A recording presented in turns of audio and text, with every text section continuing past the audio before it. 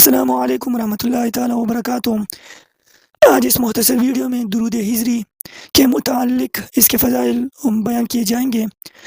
یہ درود ہجری اولیاء کرام کے اکثر معمول میں رہا ہے۔ بے شمار اولیاء کرام نے اسے پڑھا ہے۔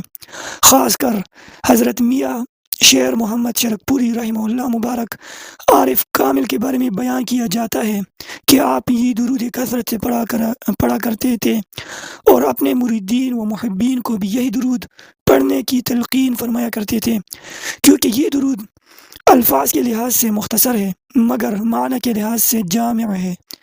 اس درود پاک کے فوائد بے پناہ ہے۔ سب سے بڑا فائدہ یہ ہے، اس درود کو پڑھنے والا حضور صلی اللہ علیہ وسلم کا محبوب غلام بن جاتا ہے۔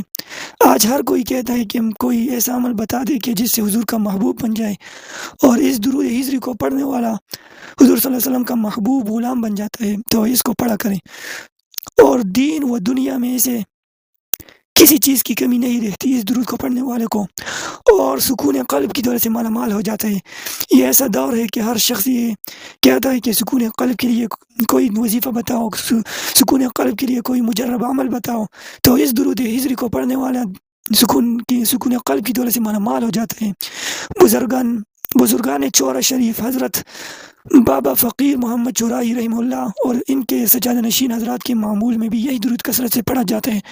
درود ہجری کے الفاظ یہ ہے: صلی اللہ علی حبیبی محمد و آلہ و صحبہ وسلم۔ اس کا ترجمہ: اے اللہ اپنے محبوب محمد صلی اللہ علیہ وآلہ وسلم اور ان کی اولاد اور ان کے اصحاب پر سلام اور درود بھیج۔ تو اس درود شریف کو، درود ہجری کو خود بھی اپنا معمول بنائیں اور دوستوں کو بھی شیئر کریں تاکہ وہ بھی ان سے فائدہ حاصل کریں اور دین و دنیا کی مشکلات حل ہو سکے۔ تو اللہ جل جلالہ ہم سب کو درود شریف خاص کر درود ہجری پڑھنے کا عامل بنائے۔ اللہ جل جلالہ ہم سب کی دنیا و آخرت کی مشکلات حل فرمائے۔ انشاءاللہ ملتے ہیں اگلے درود شریف، اگلی ویڈیو میں اگلی درود شریف کے ساتھ۔ السلام علیکم ورحمۃ اللہ۔